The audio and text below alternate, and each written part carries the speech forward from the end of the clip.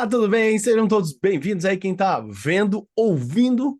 Eu e o Samuel Cavalcante estamos aqui em mais um videocast da K21 e a gente vai falar sobre KMM de maneira geral aqui. Então, eu sou o José JR, é um prazer imenso receber vocês aqui em nosso videocast. Samuel, fala um aí pra galera aí. E aí, galera, eu sou o Samuel Cavalcante, conhecido como Samuca também, e estou muito feliz de estar aqui com vocês novamente. Ó, Zé, a gente fica aí ouvindo e tal, mas o que é esse negócio de KMM, cara? A gente está fazendo uns vídeos para explicar para a galera, né, o que são essas coisas, porque a gente recebe as perguntas e nós estamos trazendo as perguntas aqui para vocês e respondendo. Fala aí, Zé, o que é esse negócio de KMM? Muito bem, KMM, né? Sopa de letrinhas mais uma vez, né, Samuel? Vou fazer um combinado aqui gravando aí. Vamos desmistificar várias partes dessa sopa de letrinhas? Então, Vamos? talvez, provavelmente, esse aqui é o primeiro vídeo. Então, fique ligado no videocast da K21. Tem vários vídeos a gente falando de vários assuntos. E aqui a gente vai começar, então, topei a ideia aí do Samuca de fazer esse, do KMM. Kanban Maturity Model. Esse é o significado, né, do KMM. É o modelo de maturidade do método Kanban, onde a Teodora Bozeva, grande Teodora Bozeva, e o David Anderson escreveram um livro. é, Hoje ele está na segunda edição, publicado no livro físico, que fala sobre eles, assim, de maneira sumarizada, só mostrando ali o livro, ó, né, o KMM, o Kanban Maturity Model, pequenininho, né, ele é bem grosso, então quem tá nos ouvindo aí, ele é bem grosso, assim, parece uma bíblia, né, Samuel, vou falar assim. É. É grosso, sim. Até porque é um conjunto de conhecimentos que vai muito além do próprio método Kanban. Então, o KMM, ele foi uma junção, mais uma vez, sumarizando, das observações que a Teodoro e o David fizeram nos últimos, talvez, durante 10 anos, mais ou menos, do uso do método e as suas dificuldades, barreiras, desafios, né, de ser colocado, implementado as ideias, as práticas do método em si. E aí o que aconteceu foi que eles começaram a escrever sobre essas identificações e características das empresas que eles encontravam, ou das organizações, melhor falando, que eles encontravam para fazer a implementação, não só eles, né, não só a Teodora, por exemplo, mas várias pessoas da comunidade do método Kanban. E assim eles dividiram esses desafios, né, ou estados momentâneos que aquela organização pode estar, em 7 níveis, que aí é chamado de maturidade. Então, as organizações ela podem estar, olha, isso aqui é uma maturidade mais baixa, né? Então, sendo assim, se ela é mais baixa, ela é considerado dentro do método Kanban nível 0. E vai até o nível 6, onde é a maturidade mais alta e é onde todos os benefícios que foi mapeado ali dentro do Kanban Maturity Model tá lá explicando. É claro que a gente tem, mais uma vez, aqui a gente está sumarizando, né, Samuel, para todo mundo. Uhum. O KMM ele tem 3 grandes pilares que sustentam o KMM, que é todo esse conjunto de conhecimento está Peraí, baseado e antes olhar de você contar sustentado esses sobre eles. pilares aí, eu vou fazer aquela pergunta, uma pergunta antes dessa, certo? Manda lá. KMM é igual a esses outros métodos aí, é, modelos de maturidade que existem, que vai lá e fala assim, ó, a minha empresa agora tem um selo de maturidade do Kanban Maturity Model.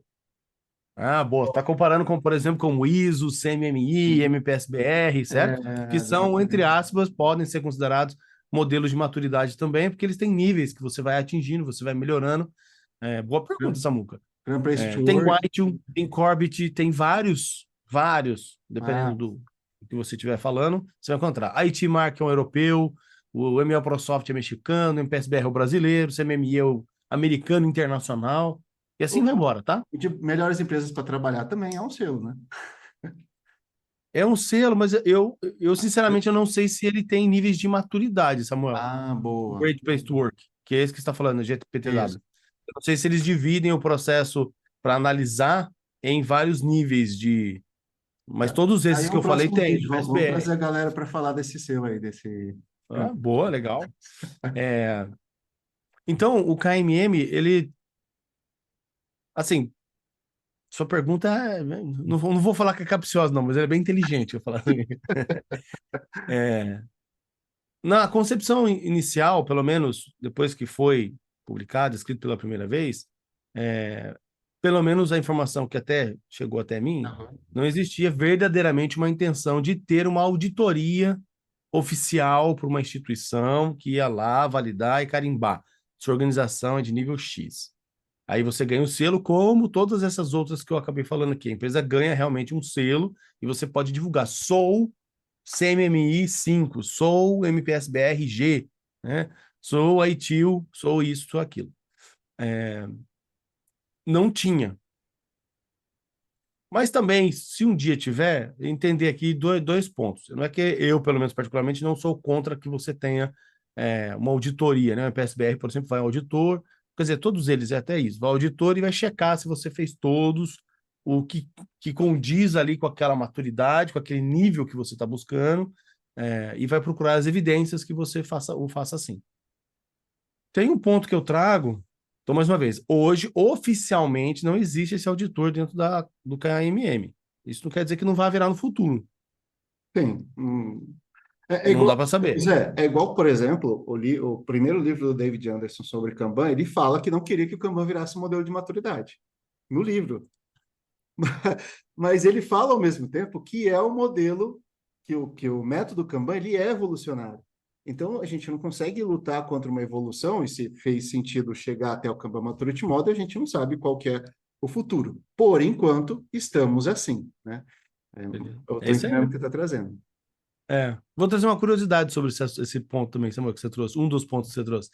Eu tive o prazer de conviver um pouquinho com a Teodora Bozeva durante alguns dias, e aí eu estava almoçando com ela, uma das perguntas que eu fiz foi, por que Kanban Maturity Model? Por que o nome?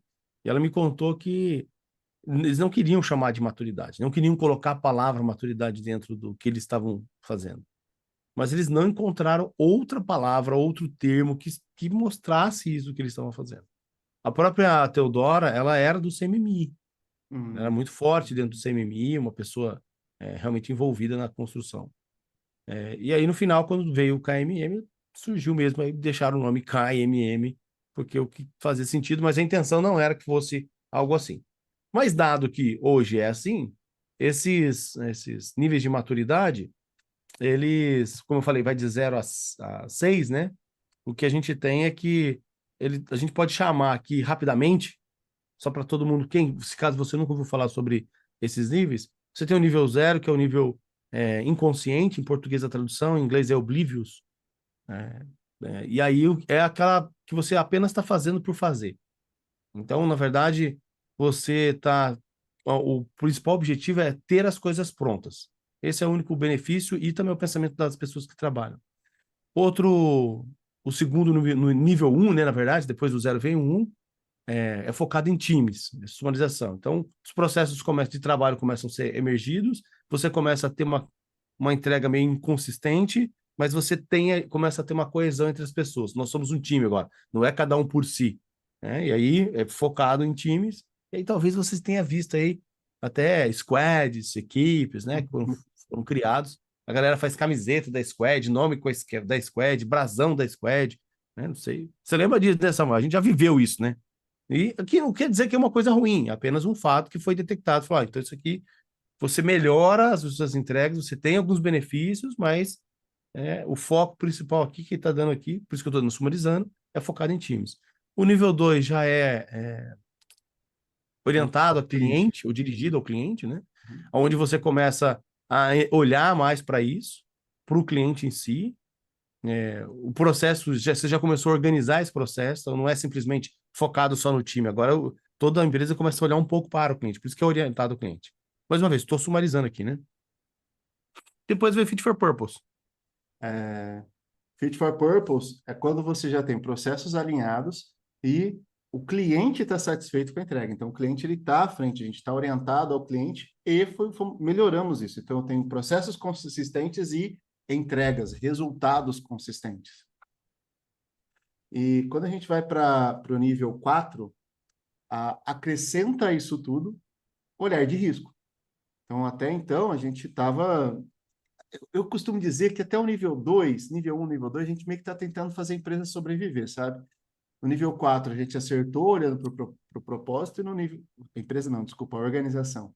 E no nível 4, a gente já está olhando muito para o futuro, não tem tanta surpresa. Então, a gente consegue fazer bem feito o que está sendo feito e tomando conta com os riscos que podem vir e a gente está gerenciando melhor os riscos. E o nível 5, Zé? Nível 5, ele é considerado como market leader, né? Ou líder do mercado. E aqui não é diretamente líder do mercado, uma pessoa, uma empresa, uma organização que, por exemplo, vende coco. Só que naquela praia, naquela região, não tem nenhum concorrente. Hum, Porque, querendo ou não, ele é de mercado, certo, Samuel? Não tem sim. ninguém que faz aqui, então ele é de mercado. É, então não é diretamente ligado a esse termo, mas sim o que acontece é que a partir do momento do nível 5 você está muito mais robusto, já está entrando até numa questão de antifragilidade, que a gente chama na característica da empresa.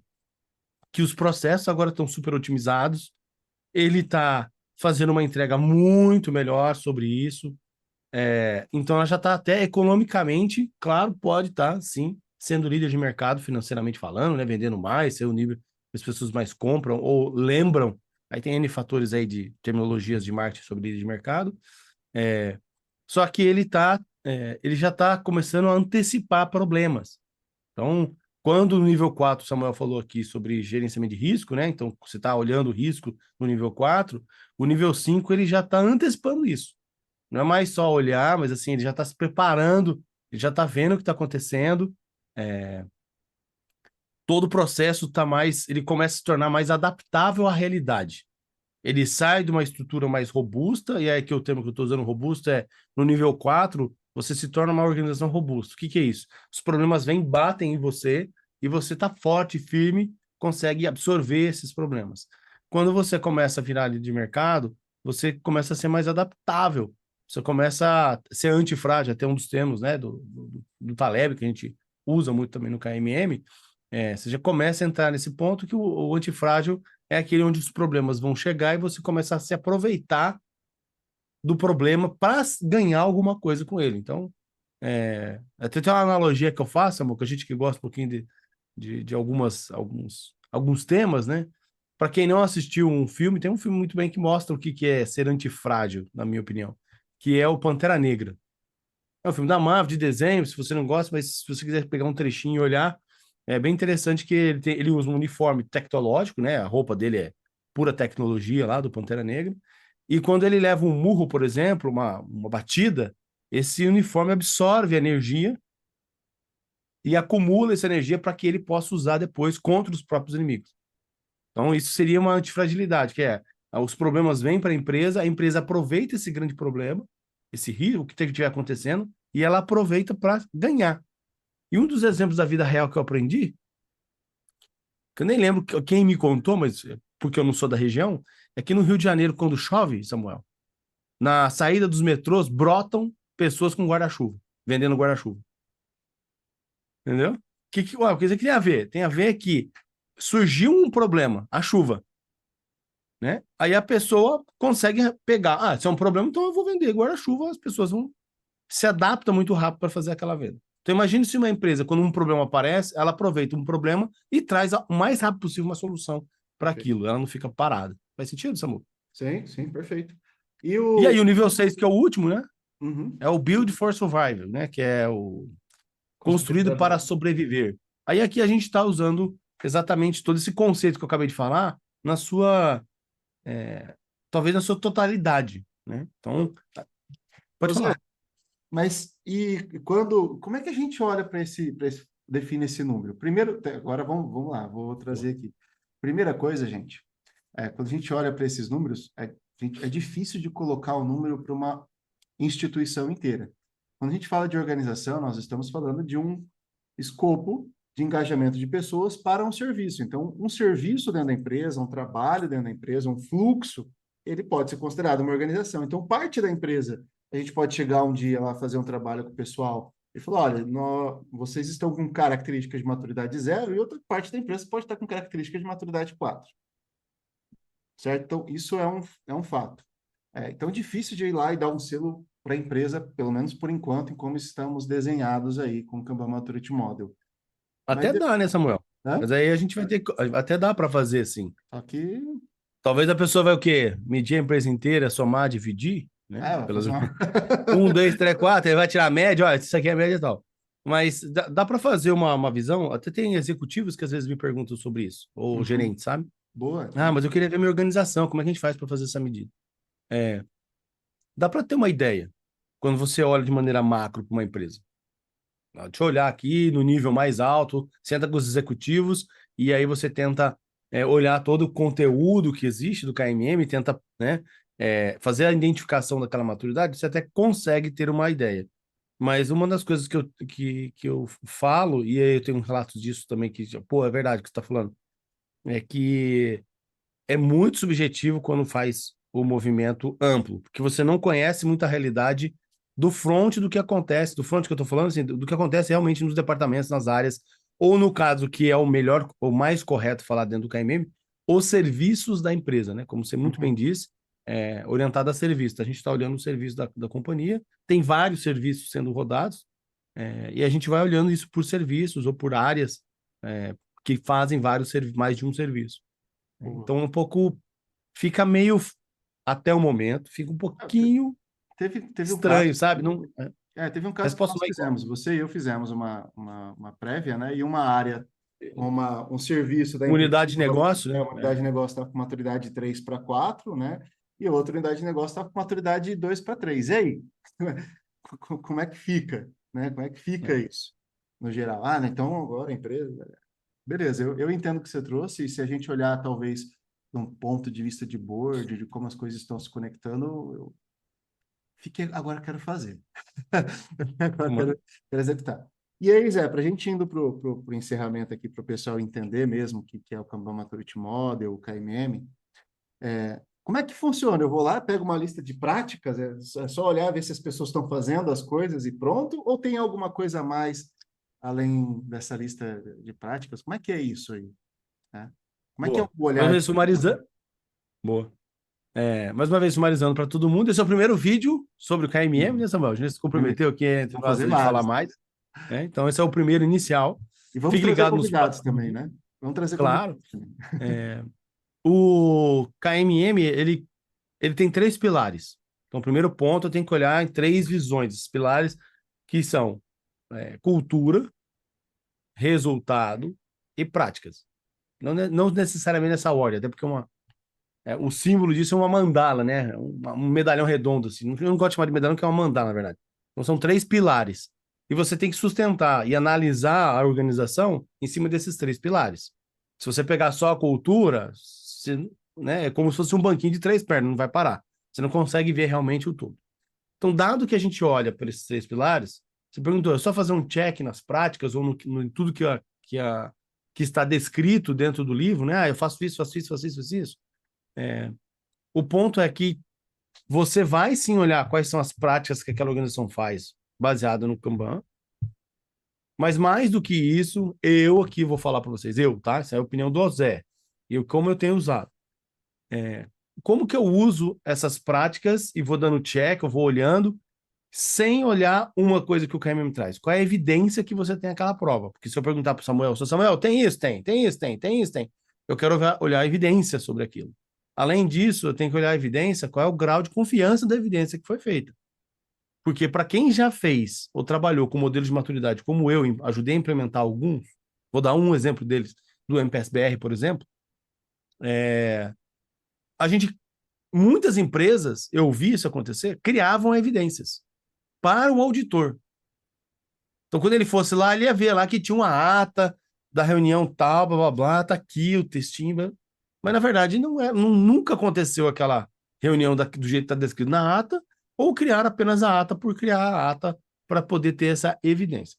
Então, uma das coisas que a gente faz é tentar olhar evidências, aí tem graus de confiança, mas mais do que só evidência, porque a gente está olhando a prática. Lembra que é o três pilares? Eu preciso também olhar a cultura da empresa. Quais são os valores que realmente existem lá? Como que eu evidencio esses valores? E qual a evidência que eu tenho que é forte, né? Que eu estou vendo que realmente está dando. E aí o terceiro ponto é o resultado. Então, como a gente olha essa maturidade em três pilares, você consegue ter uma acurácia melhor da realidade que a empresa tem. Eu acho que um dos motivos, Samuel, que eu vou achar muito para todo mundo aqui, tá? Que tem funcionado muito bem, é porque não se tem auditoria. Porque eu acredito que a tendência vai ser, se existir uma auditoria que vai carimbar e dar um selo, o que vai acontecer provavelmente é que o comportamento do ser humano é de tentar criar a resposta para o auditor. Sim. Faz Eu já vi sentido o isso que eu tô acontecer. falando? Já vi isso acontecer. É. E aí o que acontece? Pô, vou fazer para atender o auditor. Pô, Já vi então, isso. eu acho que essa é uma das vantagens hoje de você olhar o KMM como um modelo para te ajudar, auxiliar a você fazer realmente a evolução. E aí, o último ponto para falar é que é uma pergunta que está conectada direta. Mas você tá falando de, vocês estão falando, você e o Samuel estão falando de práticas do Kanban. Mas eu não uso o Kanban na empresa. Então, eu não posso usar o KMM? Aí a resposta é minha, e eu sei do Samuel também, ele concorda comigo. A gente já falou sobre isso várias vezes. É, a gente entendeu que não é preciso usar o método Kanban para você ter os benefícios do que o KMM te traz. Então, eu e o Samuel conseguimos ir numa empresa que não usa nada do método Kanban e usar o KMM para identificar o que está acontecendo, olhar isso e fazer um mapa conectando com o KMM e sugerir os próximos passos para ela poder fazer uma evolução de melhoria naquela organização que a gente estiver olhando. Então você não é obrigado a fazer isso. E aí posso dar dica, Samuel? Uhum, claro. Tem uma palestra que eu e o Samuel fizemos no Kanban Brasil de 2022. Tá lá na internet, você digitar lá falhas, erros, usando o modelo, o Kanban Maturity Model, Samuel e José JR, você vai encontrar na internet, tem essa palestra lá. E aí você pode assistir a gente contando a experiência, né, Samuel, de como a gente fez. Os erros também, acho que essa é uma das coisas que todo mundo elogia, deixa eu dar uma ênfase aqui, né, Samuel? A gente contou as dores que a gente teve, né, onde a gente falhou. Porque há falhas na hora de você fazer o processo. Fica a dica para esse primeiro aí. Quer Boa. complementar, Samuel? Não, só sei que essa palestra que você citou foi bem interessante, desde fazer a execução, montar o case e depois apresentar. E a gente na palestra nós fizemos questão de mostrar aonde foram os erros, né? Então, isso é muito legal. Zé, vamos encerrar por aqui. E aí, galera, ó, haverão mais vídeos sobre esse assunto, porque é muita coisa para falar em um único vídeo, certo? Então, muito obrigado. Zé, palavras finais aí, encerramento. Galera, muito obrigado. Fiquem ligados, a gente vai fazer mais vídeos sobre o KMM. A gente vai, talvez aí, fatiar, destrinchar, ou, como eu gosto de falar muitas vezes, né? Descascar a cebola, que tem várias camadas. O KMM é bem grande, para a gente trazer um pouquinho de conhecimento para vocês sobre esse assunto. Samuel, obrigado mais uma vez. E a gente se vê no próximo vídeo. Um grande abraço. Mais.